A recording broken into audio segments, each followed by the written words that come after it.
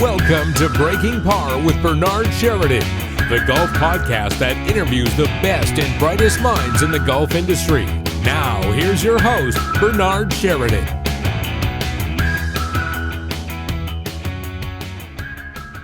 Mark, welcome to Breaking Par. Thanks so much for being with us here today.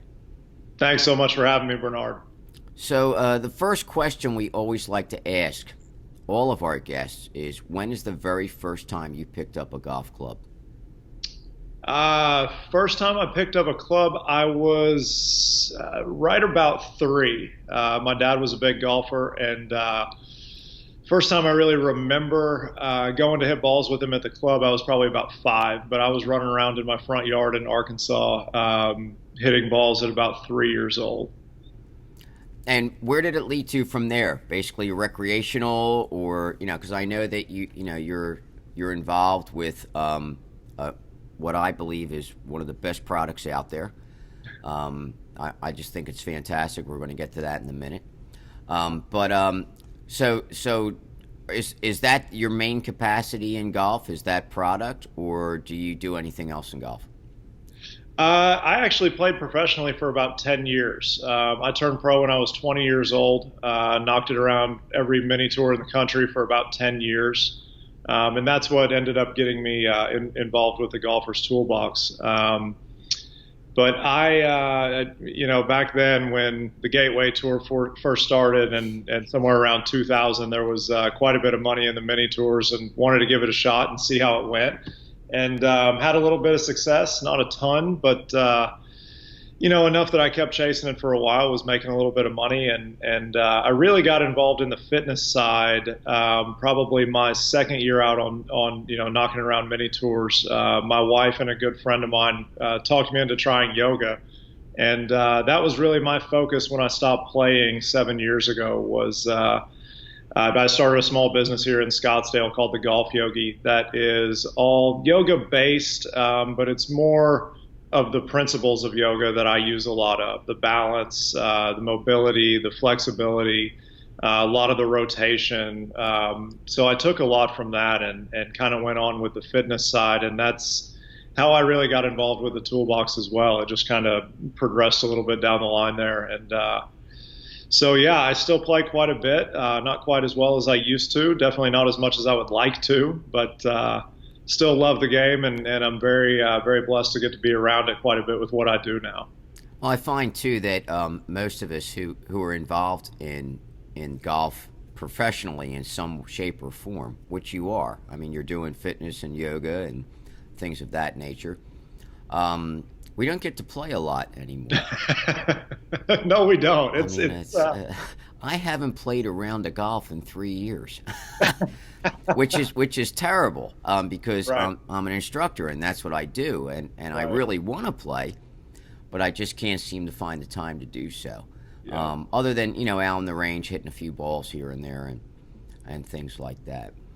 I have found my practice time has gotten much more, almost back to when I was playing. When I get to practice now, I don't just kind of hit balls. I try to hit shots because I don't have a whole lot of time out there. So it's more trying to work the ball, right or left, left or right, hit it low, hit it high, just try to hit as many shots as I can, because like you said, when you get involved with the teaching side or anything in the business side of golf, having golf in the name is about as much golf as you get to play, but it's definitely not as much as I expected it would be.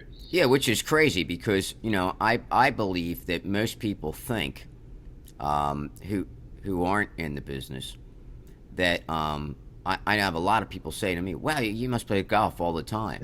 I say, I play golf less than I did before I started to do it as a profession. I Absolutely. Played a lot more golf when I wasn't a profession than I do now. Absolutely. Totally agree with that. So, and it has nothing to do with like that I'm teaching, and then when I'm done, I don't want to play golf because I'm so right. bored with golf that all I do is talk about golf, and I can never get enough golf. I mean, I'm with you. I mean, it's I can talk it all day. Mondays is my day off, and what am I doing? I'm interviewing someone about golf. Talking golf, I love it. Yeah, so it's just a great sport, and I'm obsessed. And I think that most of us who are involved in it in any way, shape, or form are the same way. We're just obsessed with it. We can't get enough of it. And I think you have to be in it full time. I definitely think you do. So tell us a little bit about this wonderful product, Golfer's Toolbox. And are you the original inventor of this, or did you get just involved in it? Or did you do it with someone else? Yeah, the original inventor is a guy named Brian Benedictson. He's a Canadian. He and I knocked it around the Gateway Tour together for a couple of years. I believe we played together a couple of times. We talked about this when I first got involved with the company, and we kind of remembered each other's names, but didn't spend much time together. But we got involved about 6 years ago now, I guess it would be. And, it was something that Brian had been working on for a while, and he had a couple of partners when he first started it out. And the way it came to be is just, I love hearing the story from Brian, but he was traveling and knocking around mini tours. And, as you know, and anybody who's been around mini tours knows, the king of the game there is saving money everywhere you can. Sure. You could, I'm sure, do an entire podcast on, guys, how guys cut money out when they're on the road. But Brian did it very, very impressively. He had a truck with a camper that he would sleep in the camper and shower and change at the course wherever the event was that week. And he was carrying around tons of training aids. He had an extra bag just for his training aids, which when you're, living in the back of your truck trying to make it out there, that's taking up a lot of precious room. And Brian is actually a carpenter. He's a ticketed carpenter in Canada, which, as I understood it here in the States, is kind of like being a union carpenter. And he just said, I can do this better. I've got 12 training aids to do 12 different things. Why can't we make one training aid to do 12 different things? So he started tinkering around with it and came up with originally it was called Swinky, which is a lot of the people in Canada still know it as Swinky. Okay.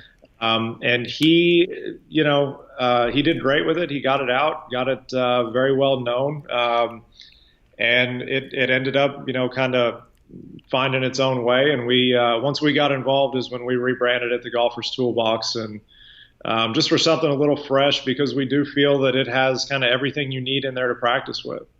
But he really had the idea and he ran with it. What got me excited about it is that my dad was always very close in my golf game. He knew my swing better than anybody, no matter what teacher I was working with at the time. And so he was always around. He caddied for me a number of times, and he and I devised something we called the Gizmo, because we weren't looking to name anything. It's just kind of what we came up with. But we took a number of pieces of PVC pipe and put some of the corner pieces together, and basically made what was, for lack of a better term, it was kind of like an E. Laying on the ground. So you had ball position, you had alignment, which I always struggled with getting closed. So I needed something on the ground. I was sick of laying, 2 clubs down or, 2 alignment rods and having them balanced on top of each other, and you barely touch one and you have to completely set up your practice station again. So we made this deal and it could fit in my tour bag. I could just drop it down in the slots and put it together when I needed it. And I actually had a video about the Golfer's Toolbox, Swinky at the time, sent to me from a mutual friend that played mini tours with Brian and myself. And, basically we looked at it and says, this is what happens when you come up with an idea and you don't do anything with it. This guy's got a home run in what he's doing with the toolbox, and it's much simpler than what I had made out of PVC pipes. And so, yeah, it just kind of went from there. We started talking a little bit, and he was maybe looking to get out of it some, and we were looking to get involved and thought it was a great idea. So, we rebranded everything the Golfer's Toolbox and changed kind of the colors and some of the designs and decals, and just started running with it from there. Now, are you guys still doing it together, or is it primarily your business and he contributes to it, or how is that working? Now it's just mine. Yeah. When we first got involved, my dad and I went in together, and then he got busy doing some other things. So I took it over full time about 1.5 years ago. Brian was with us and did a few things with us for about the first year, and then he kind of the same thing. He got involved in some other things and said, hey, this is about all I'm going to do here. So you guys run with it, and that's what we're trying to do. Yeah, I think that. So I mean, for the audience knows this, but we'll just repeat it again. So I work with Impact Zone Golf.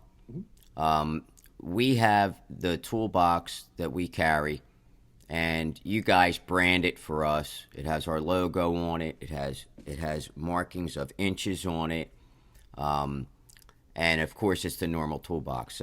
For those of you out there who don't know what a toolbox is, it's like a tube, and inside of that tube there are 2 alignment sticks, and there are also 2 shorter metal spikes that set up so that you can set the thing up for like essentially a swing plane or path or a lot of different things that you can do with this thing. It screws off at the end, and at the end there is a little I want to say a screw that comes out the top that you can attach a camera to if you wish. So you can put that in your bag, attach your camera to it, and videotape yourself.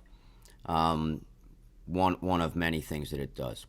The other great thing that it does is that because of the height of that thing, you can stick it in your bag, and then when you go to travel, it will protect your clubs. So that when the guys at the airport who chuck bags around are going to chuck your golf bag around, it's going to hit your driver and maybe snap the shaft. This will stop it from hitting the end of the driver and protect your clubs. Another thing that it does. What I love about it is that you can set up an alignment with it and ball position, and then use that to basically see where is your divot in relationship to where the ball went. And that, to me, if anyone is practicing without something set up like that, they're doing themselves a great disservice. I personally don't like to let any of my students out the door without purchasing a toolbox. I'm probably the biggest advocate of this product, and that's why when I had the opportunity to have you on the show, I really wanted to get you on here, because I think that without a doubt there are 2 incredible training aids out there right now, and Toolbox is number 1 in my book. Thank you. And number 2 is the Orange Whip. And anything has to do with Orange Whip.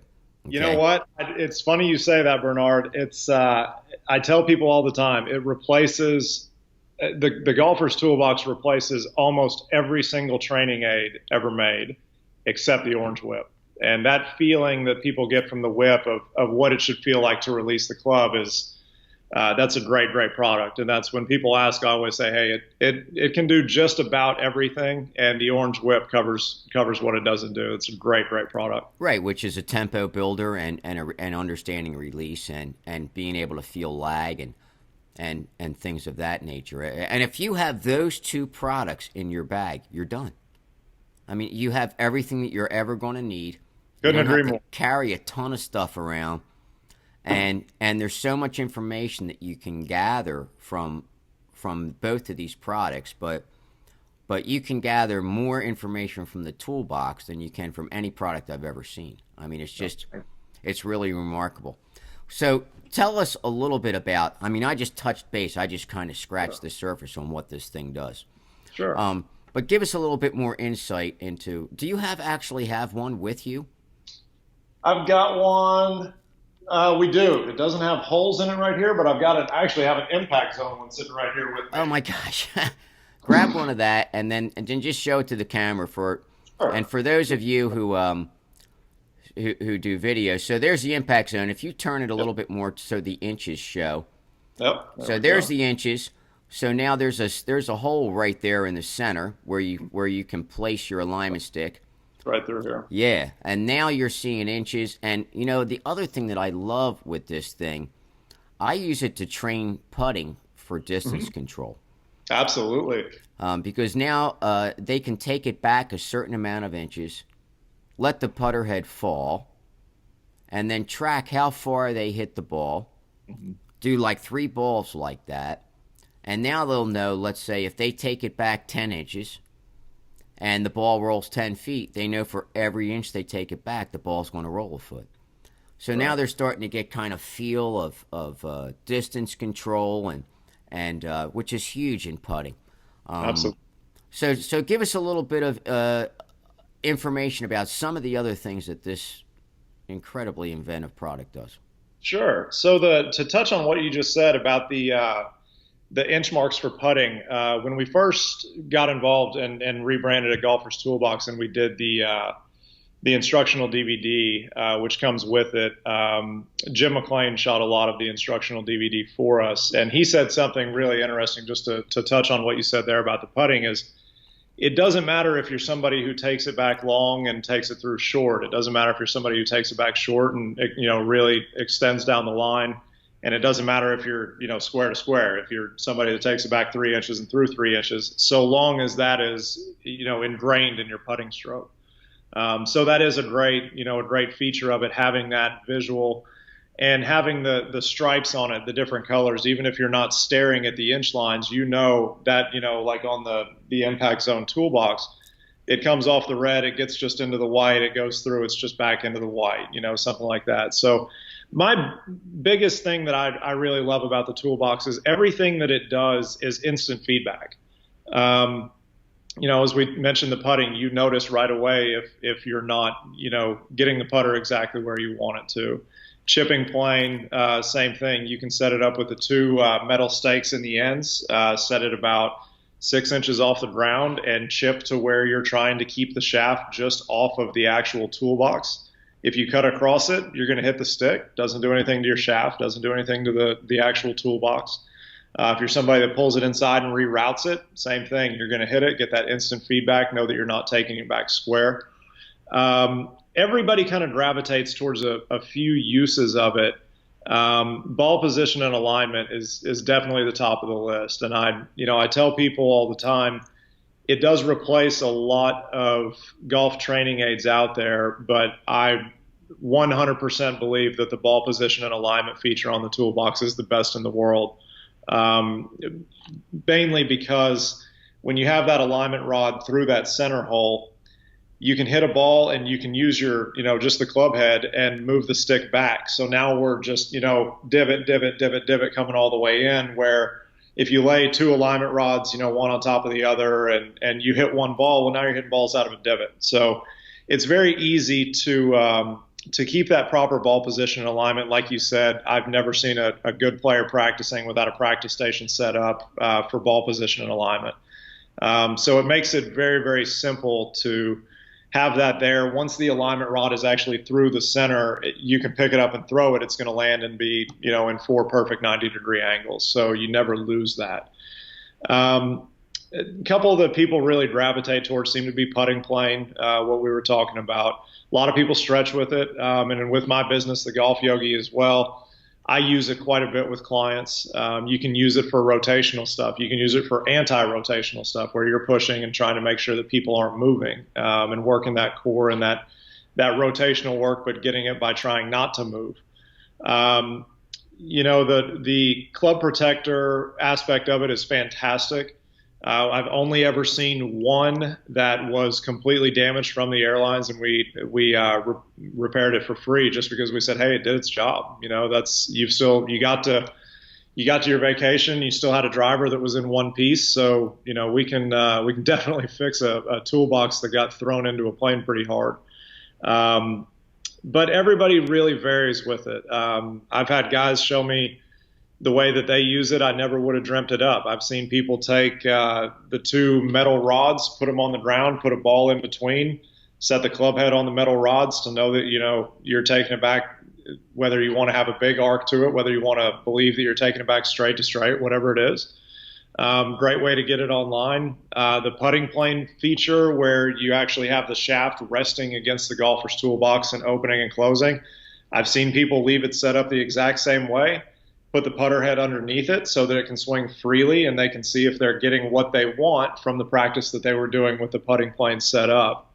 Swing plane is another great use for it because it acts as a guide, so it's not stuck in one swing plane to where you're only hitting 7 irons underneath it. If you want to hit drivers, match up that shaft angle, you take the 2 alignment rods, you take the 2 metal rods, stick them in the ground, put the toolbox on it, and use just the actual pole as a guide for where those alignment rods are going to come up and see your swing plane. And that really gives that idea, the old idea of Hogan's painted glass, which I think is a fantastic way to look at swing plane. And you can step inside of it with the rods coming next to you and kind of check your lines. You can step back away from it and see that plane right in front of you, clear as can be, and just swing right underneath it. Not have to worry about, impaling yourself with one of the alignment rods or anything there. So it is very versatile. That I've been involved with the company, again, a little over 6 years. I'm the sole owner now, and I use it for about 4 things. And that's what my game needs. I need it for ball position and alignment. I need it to stretch with. I definitely use it for a weighted swing trainer before I start hitting balls. Use it every time I travel. And there are days that, you say, oh, well, this isn't working. Hey, maybe we can set that up and we can set one of the alignment rods in front of us and start working it, trying to hit balls left of the alignment rod and work it back to the right hitting cuts, or vice versa to hit draws.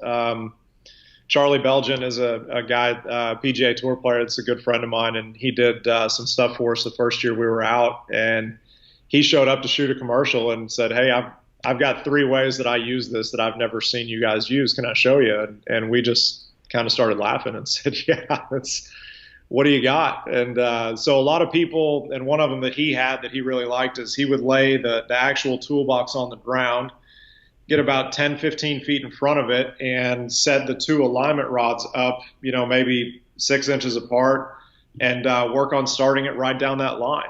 So it doesn't matter what you use it for. Again, my favorite piece of it is that every aspect of it is instant feedback. You've got everything right there, and it gives you, again, whether it's bumping it, chipping it, whether it's realizing that you're not square to the target line, whatever it is, exactly what it is right away. So that, as Bernard, being in this game as long as you have and as I have, knowing what is wrong is probably the biggest problem. Fixing it is not generally the hardest thing in the world, but figuring out exactly what is wrong is very difficult for golfers. And this, I think, really does a good job of helping that. Well, I think that, it's amazing to me when you see people practice that a lot of them don't use any type of training aid that's going to help them with alignment. And then they hit a poor shot, and then they think that it's their swing when it might have been their alignment. A lot of times I find with my students that it is alignment. And whenever I catch them not working out with the toolbox and as a practice station or an alignment setup, I always, kind of say to them, look, you're not going to get any feedback here. You're going to get the wrong feedback. You're going to start to tinker with your swing when it doesn't need to be tinkered with. Your swing is fine. 100%. You were just a little bit off of a line. You were set up a little bit open, and now you're hitting balls left. So if you can get this square to your target, now you can also look at, after the ball goes, you already know, okay, everything was square, so I must have thrown it over the top and pulled it a little bit, or I must have come too much inside and pushed it a little bit. Right. One of those things. So now, as you said, they're automatically getting feedback because they already know that the basic fundamentals of the setup are correct. Mm-hmm. And this shows that. The other thing that I really like about the inch part is you can use that to measure stance width. Mm-hmm. And I have my students do that all the time. I find that a lot of students who come in and have a problem with what we call their workhorse, which is getting their core through the shot, they usually have a stance that is too wide. Mm-hmm. So I'll say to them, look, for the average height guy, between 5'8" and 6 foot, then your stance width wants to be from heel to heel, the center of your feet, about 16 inches. Okay. We find that that's pretty standard for most players. That's a good stance width where they're not so far out of their shoulders that they have to do a lot of sliding in order before they can make a rotation. Right. So this way they're a little bit more stacked. They feel like their stance is narrow, but after they get used to it, they find that they get their core through the ball, and they're a lot more core driven, and they can keep balls on line better, and they can change their path and a lot of these things because their core or their workhorse is actually now delivering the club. Totally agree. And when it's right there, you got 8-inch. You just put those 2 8 inches right in the center of your feet. It's done. We try to make it simple. Yeah, well, you can't make it any more simple. I mean, it is really simple, and that's just another thing that you can have so that you can consistently say, okay, for my irons, a full swing, this is where I want to be. And if you get used to that every time you practice, and you have this information in front of you, when you get out on the golf course and you're not in that same stance width, you can feel the difference. You start to feel like this isn't right. There's something wrong here. So you can immediately feel that change, even though the toolbox is not at your feet anymore. Sure. So it's things like that'll help ingrain, a motion or muscle memory or stance width or whatever it is that we're working on. And then when they go out on the course, it just translates naturally because it's already in there. Sure. And we see that a lot. I definitely saw it a lot in my playing days, especially playing pro-ams at tournaments, that people do tend to get really wide with their feet. And in the fitness side, what I've learned just from studying the body and how the body moves and wants to move in the golf swing, it's interesting that if you tell people to take a stance that's hip width, they generally have their feet out wider than their shoulders. And hip width is truly about 2 fists, just a little bit wider than 2 fists together. Our pelvis isn't this wide. It's fairly small. And so that is, just to have that there again, to have a practice station on the ground, I think is, like you've said, is just, critical for any good golfer and to improve. And I mean, in my career, it was real simple. As I mentioned, I got closed quite often, and it was the slippery slope that I'm sure you've seen a million different ways. But as soon as I got closed, then the ball moves back in the stance trying to compensate. Then the hands are way forward. Now all of a sudden we're swinging a lot flatter, trying to flip it back. And down the line, 3, 4, 5 places, it all goes back to, if you were just lined up square, we don't have any problems right now. But a week of hitting balls or a few days of hitting balls without looking at that, and all of a sudden we've got a big problem in our swing that we've tried to compensate again, and now we have no idea where it's going. So that's one of the things that I really like. Again, the ball position alignment is a fantastic aspect of the toolbox for sure. Well, with a product like this, you have standards that you can always adhere to, and so that when things go a little bit awry, you can immediately realize it. Like you just said, if your stance is a little bit closed and things start to go awry, but you really don't know why. So then you start to do little things, and it starts to get further and further away, and you still don't know what the root of the problem is.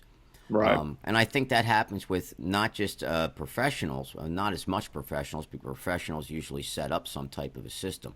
But most amateur or recreational players, they have a tendency to get further and further away, and they don't fix it. Or they don't go to see somebody to fix it, is a little bit more like it. Sure. It's kind of like if you have a cough and it lasts for more than a week, you go to the doctor. Right. And the doctor checks you out and makes sure that it's not something worse.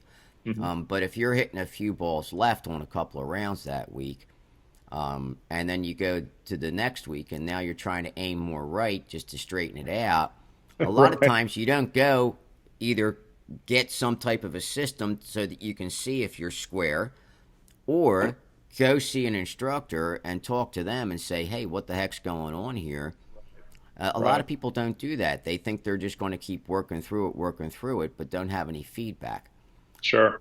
So you have to get feedback. That's tremendously important if they're going to basically get the most out of it. So tell us a little bit about and I can say already that I know that you can get the Impact Zone toolbox directly from us at Impact Zone Golf. You can come right into Impact Zone Golf, and we have them in stock. You can order them online from us too, or you can order them directly from Toolbox, the manufacturer who we're speaking to today. So, what is the best way for them to get that information or to go online and to order that?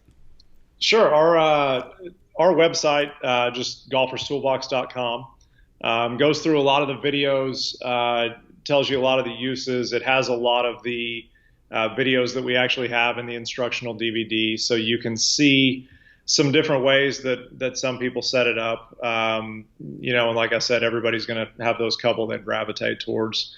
We do have some good, basically setup videos of how you might set it up on YouTube. Same thing, search the Golfer's Toolbox. And then again, Bobby and all of you with Impact Zone have done such a great job using it. That's something that, we've been very fortunate to have some great teachers that have really, kind of gravitated towards it, with all of you guys at Impact Zone. With Martin Chuck here in Phoenix, he's another one that uses it. He doesn't let anybody hit a ball without it down, which we just love to see. And it's very cool because Martin has his custom for the Tour Striker. They call it the Tour Striker Toolbox, the same as you guys have the Impact Zone Toolbox. And so that's one of the really fun aspects of it as well, is that it's fully customizable. It's a wrap that we do. They're all put together by hand. We put a wrap directly over the standard red, white, and black color that we do for our standard product. And any of those custom orders we have to deal with through email, on the phone. It's generally sending logos back and forth and proofs and how people like to see them set up. And we've seen everything from people not wanting the inch marks, which, I'm not going to say I fully agree with, but some people don't want it and want to do something different. That's great. We've seen people line them up with the inch marks all the way from the left to the right in 1 to 20 instead of starting off the center and going 1, 1, 2, 2, 3, 3 out to the sides. But yeah, you can find us. Golferstoolbox.com is a great place to start and to see some of the videos, to see some of the applications. You can order right off of our website as well. And then it's one of those, we've been, on a number of online retailers for a while. So if you search, if you Google the Golfer's Toolbox, it's going to come up a number of different places. But especially if you're looking for information and seeing some of the videos and some of those applications set up, our website's a great place to start. It's awesome. So, and for our listeners out there, I mean, I think that for our regular listeners, you already know that I don't push a lot of products here. I only have products on the show that I believe are super beneficial to you as players and super beneficial to coaches. So I suggest that if you're a coach and you're listening to this podcast, to look into this for your academy. And even if it's not your academy, if you work for somebody else's academy, to look into this product and find out about getting it at your academy where you work, because it's going to be extremely beneficial to your students, and it's going to help your students improve quicker, which is going to make you look better. And the price point of the product is more than reasonable. And for all the things that it does, it's probably got about $500 worth of stuff in it for like $90. So it's really impossible to beat. So, Mark, thanks so much for taking the time out. Really appreciate you being here. My pleasure. Can't say Thanks. enough good things about this product, and I wish you guys the best of luck and with it, and on our end, we're going to do all that we can to get it in as many hands as we possibly can, because we really think that it's just going to grow the game if people can get better feedback and enjoy it. Yeah, we sure appreciate it, Bernard. Appreciate you having me on, and especially what all you guys down at Impact Zone do, and you and Bobby and all the instructors you guys have down there have just been fantastic. I love seeing all the videos. I love seeing all the new applications. When we first started this thing, it said over 20 uses, and I think last count we were up to about 29. So it's we love seeing all the ways you guys use them. Keep sending us those videos and pictures, because we absolutely love to see new ways that teachers are using this to help their students improve. All right, Mark. Well, look, until we meet again, do your best to keep it in the short grass, and have a great day. Thank you, Bernard. You've been listening to Breaking Par with your host, Bernard Sheridan. Follow us on Twitter @BreakingPar and on Facebook @Par Breakers Golf Academy. Until next week, try to keep it on the short grass.